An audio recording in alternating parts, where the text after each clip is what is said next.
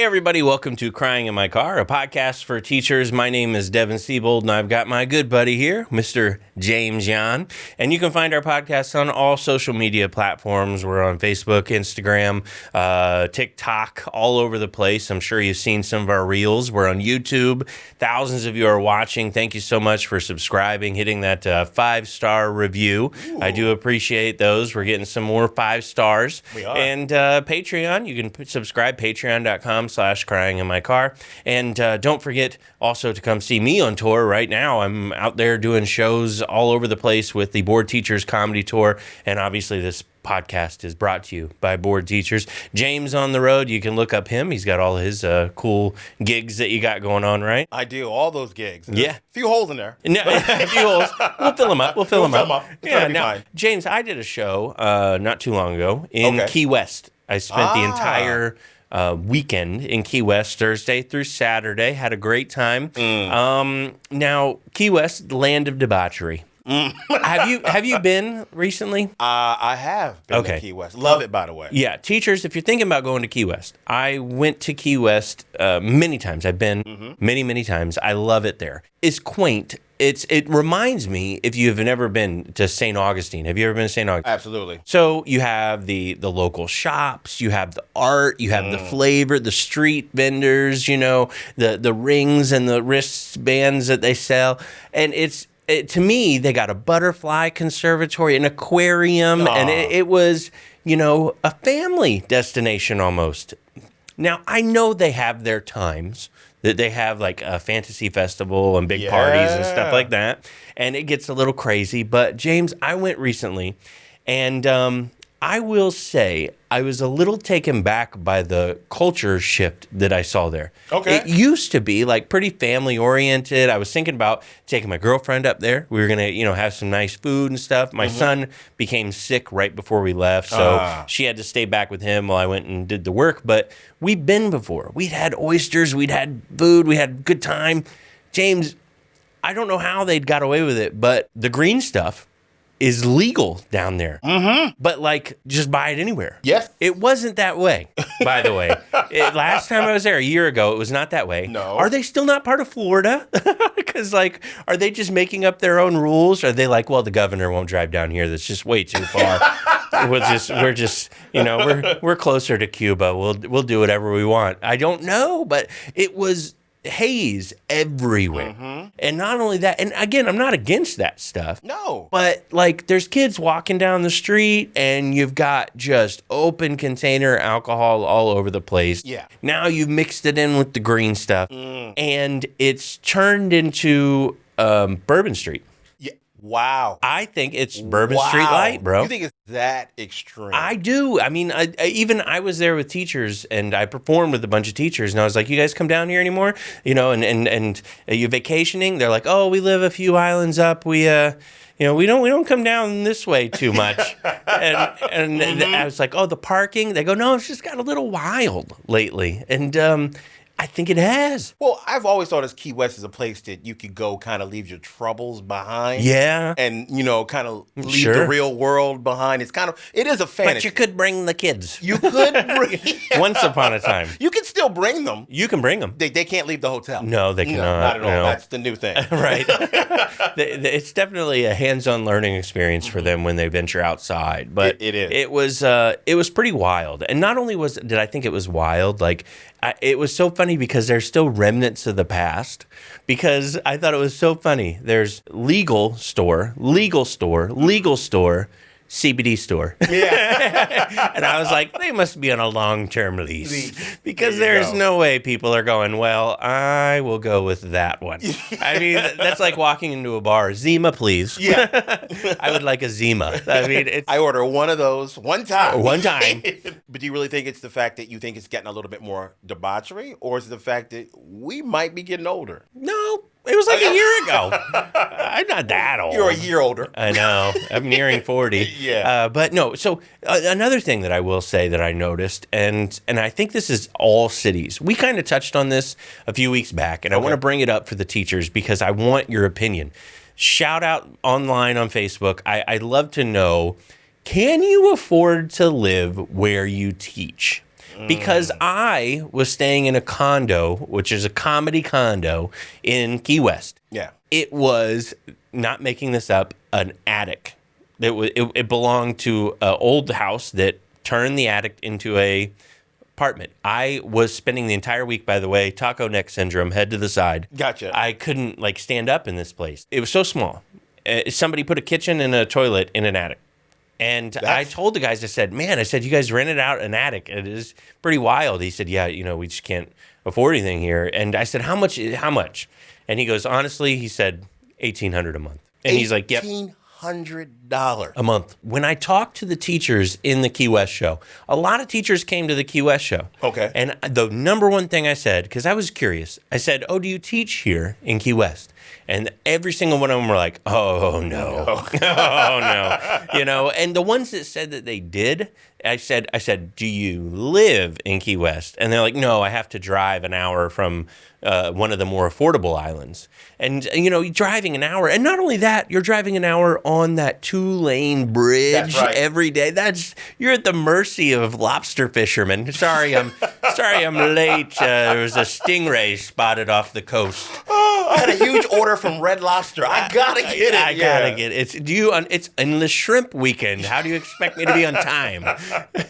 But it's literally the Gordon's Fisherman. It was there. But I sat there and I was like, how do these schools pop up in these areas? Because you have to have, that's the thing, is you got to have a public school, or you got to bus the kids way farther out. They're not going to bus the kids an hour when they can just have the teachers drive an hour. But I think there should be extra money for teachers that live and teach in areas in proportion to the rent and mortgages. It would make sense. Like wherever you're teaching that area, whatever the actual, I guess you would say, the amount of money that the place brings in or the amount of money they allotted to the businesses that they make, it has to be in proportion to what you pay that teacher. There should be a stipend. Yes, it has to be. Maybe a stipend or a cost of living adjustment, and you go, okay, well, you live here and this is, but we have to have the teachers there. It's not like you choose and go, oh my gosh, I want to live in paradise. You're living in paradise, taking up a $38,000 a year job. Yes. That's not paradise. No. That's houseboat. And I think you being able to do it, it's easy. Okay, you can look at your neighborhood, Devin. Follow me on this. If your neighborhood, where your school is, has a Chick-fil-A, you get more money. You get more money, yeah. If your neighborhood has a Waffle House. I'm sorry, you work there. You work there. Yeah. But no, I honestly don't know how the teachers do it. I just, because I taught in a kind of Title I moderately priced area, but where I live now, if I didn't have the supplemental income from social media or from touring or from doing, I wouldn't be able to afford to teach. Absolutely. And live there. Absolutely. And it's kind of a touchy subject. I don't know why teachers get so mad about this, but I noticed that the teachers that do teach in the more wealthy areas have a support system in the way of a very wealthy spouse. Oh, okay, yeah. I find that's usually the case. Is like, oh, you live here? Yes. Oh, my husband is CFO of Apple. Oh, all right. Oh, all right. Wow. That's fun. Gotcha. Good for you. My husband's the mayor. Yeah, I get it. But it's funny because the school that my kids go to, I walk in and I see the kindergarten teachers, and they have diamond rings on their fingers that are bigger than my car. Yeah. And I'm like, are you about to snap and get rid of half of us? What's going on? Why is that large of a diamond on your finger? But why do you have the Power Stone? Yeah. Why the Soul Stone? the children's Soul Stone. Do you know how I got this? There was a child in kindergarten. Yeah. And there you go. And voila. There he is. But no, Key West was fun. Debauchery filled, sure. Gotcha. The teachers that teach there don't live there. No. That's what I discovered. And if you want to rent an attic, it's a great place for you. It really is. Yeah. Not only can you be high on the streets, you can live high in the rafters. Gotta love Key West. But yeah, I don't know. What do you think, James? First off, I know I can't live in Key West. Like, Right. I can't afford an attic at the prices. I can't afford a Isn't it so bathroom. sad? Yeah. Oh, what have we become? But all right, let's jump into the teachers in the news. Speaking of not being able to afford things, Okay. this first article here, it struck me a little differently because there is a teacher in the news, a news article Okay. about their GoFundMe to buy dry erase markers. Stop.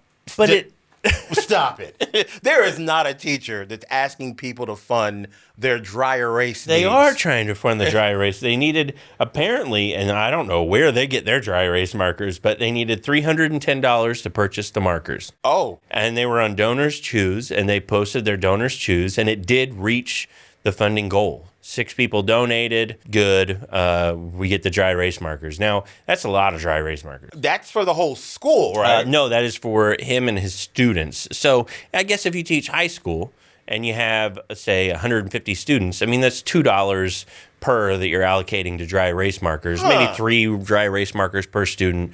Yourself having dry erase markers. I don't know. That seems like a lot. That is bro, you can go to the dollar store and get yeah. dry erase markers. I'm not shaming this guy. I'm sitting here thinking to myself, what a world that we live in where teachers have to do a GoFundMe and contact the news station to get attention for the GoFundMe to get a marker for a child. I would love to be the reporter on scene. I mean, what if we showed up for the podcast today and they were like, listen, guys, we still haven't reached our goal for the audio equipment. Are you familiar with phonographs? Have you ever talked into a wax tube?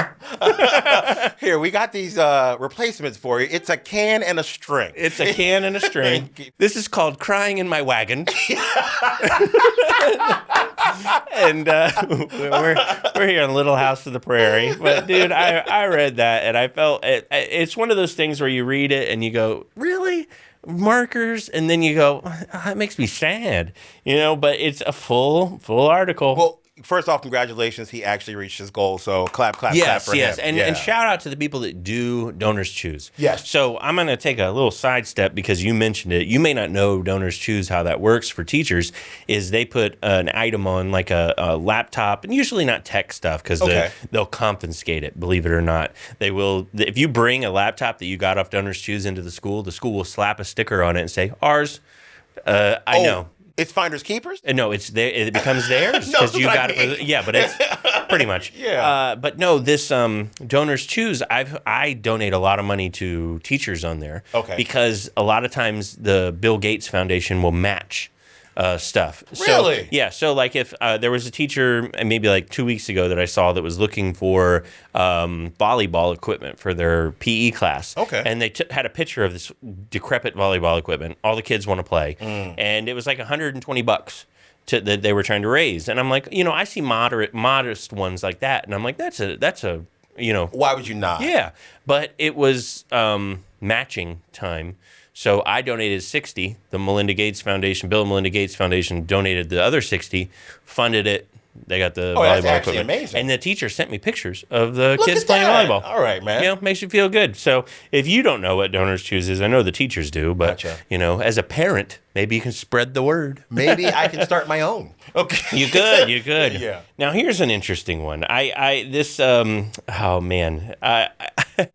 Yeah, there's a teacher that has, in 2019, they wore a MAGA hat to school. Got it. And apparently were disciplined for this in some sort of way. I didn't read the full article, but it was a longtime science teacher. Apparently wore a baseball cap 2 occasions, 19 and 20 school year. Chose to wear it on a staff-only cultural sensitivity and racial bias training. That's a good day to wear that. The principal pulled him to the side and said that he needed to exercise better judgment. And so he said he felt like he was verbally attacked for this. And again, apparently he wore the hat another time where the kids were there, and the district said that no, that's not allowed. And so he sued, and the courts actually upheld and said that a MAGA cap is free speech, and you are allowed to exercise your free speech. Gotcha. Now, That said, I don't know of a single school that has a dress code policy that allows baseball caps, especially for staff. I think you could argue that the required disciplinary action. I wouldn't say, confronting him going, hey, let's exercise better judgment was a good call. Maybe, hey, let's stick more to the dress code. That's the way he should have went. Yeah. Because you can't really throw your own political views in there and be like, oh, that's a hat that people identify as this. Yeah. I mean, I have a lot of followers that are Republican. Yeah. And some of them are diehard MAGA Republicans. Understood. And I think, that the discussions that we have are very healthy discussions. Yeah. I see good political rhetoric online. I also see the exact opposite sometimes. But I see it from the other side too. I see the extremism from the other side. And I think that inviting extremism into the schools is obviously not what either side wants. We're both fighting it. No. But I think that having that MAGA cap, I don't know if I think it's honestly what he was wanting. I don't think it's not necessarily I'm making a statement. It's I'm trying to get attention, and I want to cause little chaos. I don't want to say that if someone wears a MAGA hat, they're looking for a certain reaction. But you have to be self-aware to know if you do wear one to a public event, certain things are going to happen. Plus, red matches nothing. We don't even talk about that. We don't. You just walk in with a green shirt and think that your red cap looks good. It doesn't. It doesn't. But not only that, but you have to wonder about the free speech, too, when it comes to things like if I were to enter school and have a Black Lives Matter T-shirt on, a lot of people would, a lot of people would go, can't do that, And so where it falls, according to the court, is both are okay. It is free speech. You are allowed to say what you want. And I would just like to look directly into the camera and say, assistant principal that had me suspended for wearing a Baywatch shirt with Pamela Anderson on it, it was free speech. That was free speech. It was free speech. They should have got everybody those shirts. You know what was funny is I did get in trouble for it. Did you really? I wore a Pamela Anderson Baywatch shirt, and I'll be real, a little risky. Okay. A little risky. Okay. I was in high school, put it on, and they immediately walked up to me and said, "Put it inside out." Do you know what putting a shirt inside out does in high school?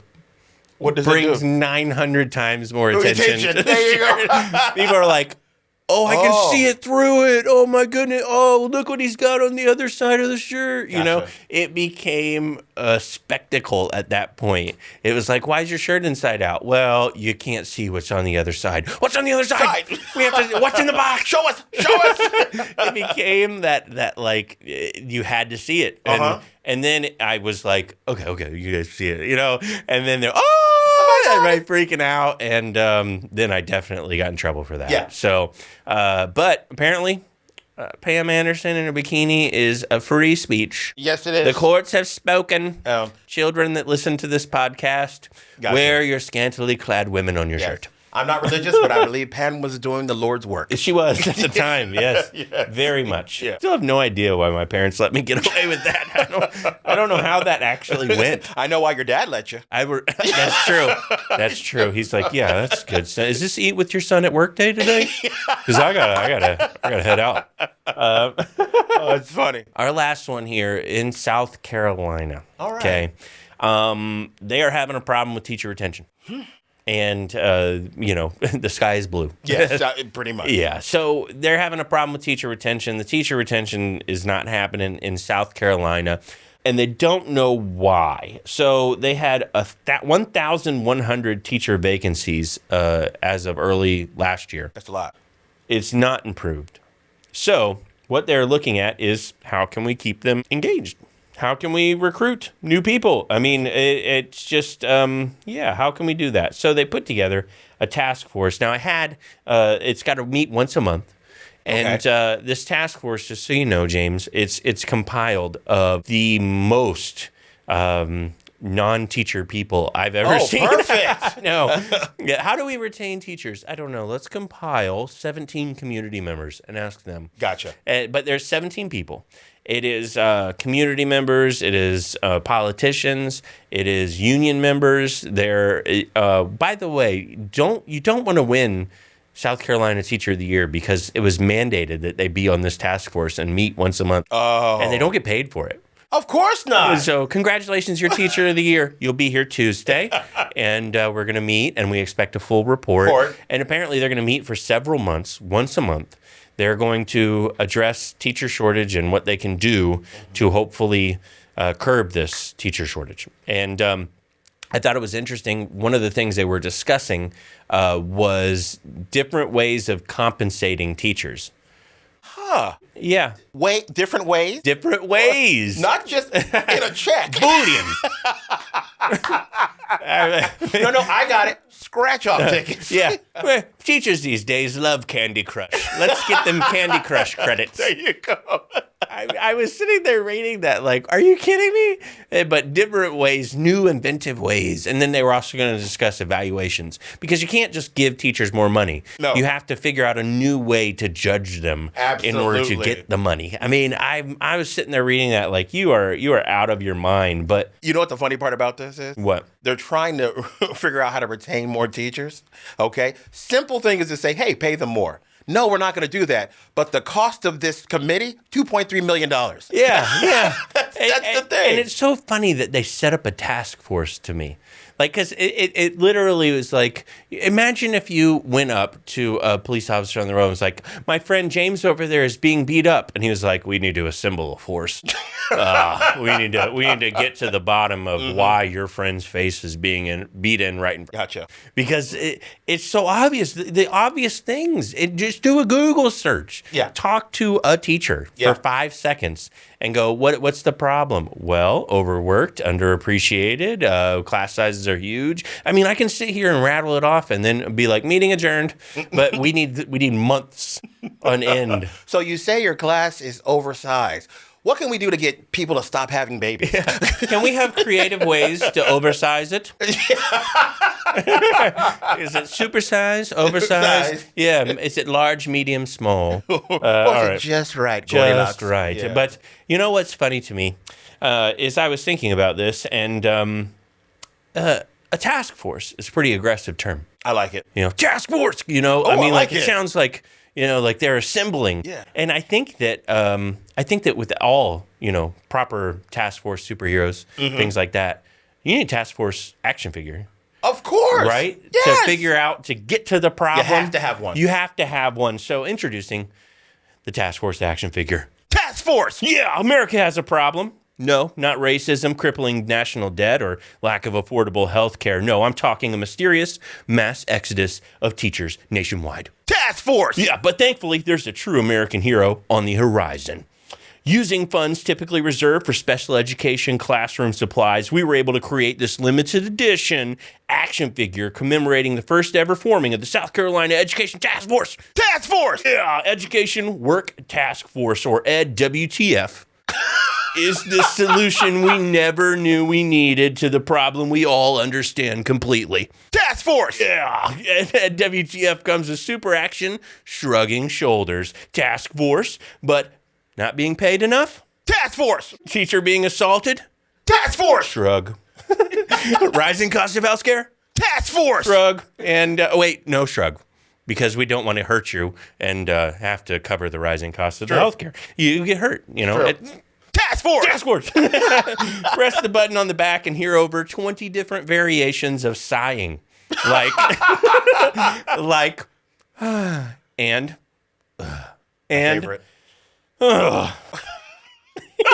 Each action figure comes with a super secret back pocket to store their politician in between election cycles, and 3 types of camo clothes so they can hide from the real issues teachers are facing. Task force! Get your task force doll today at Woolworth's lunch encounter because we are, like the wages, still stuck in 1953. Task force! All right, task force action figures available now.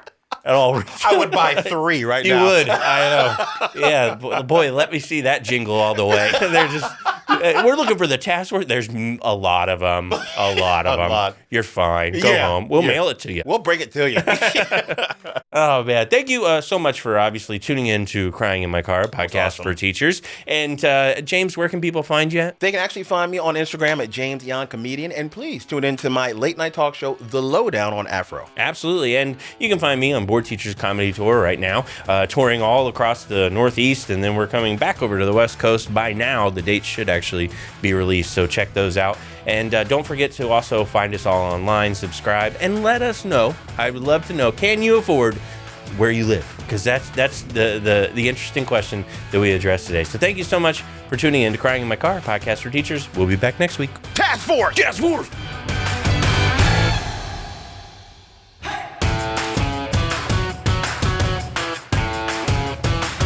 Hey everybody, you've been listening to Crying in My Car, a podcast for teachers. Please hit that subscribe button. It's right here. Don't hit the X. Don't hit the crazy tabs over here. You can hit this man. Okay. You can hit him, physically assault him. Most people do. Okay. But thank you so much. Just hit the subscribe. Just do it. We're here. We got 6 more seconds. And we're just kind of winding 6 Hit more. it. Just 5, 3, Do it. 2. You know you just want hit it. to. I know Please. you do. That one. Maybe over here.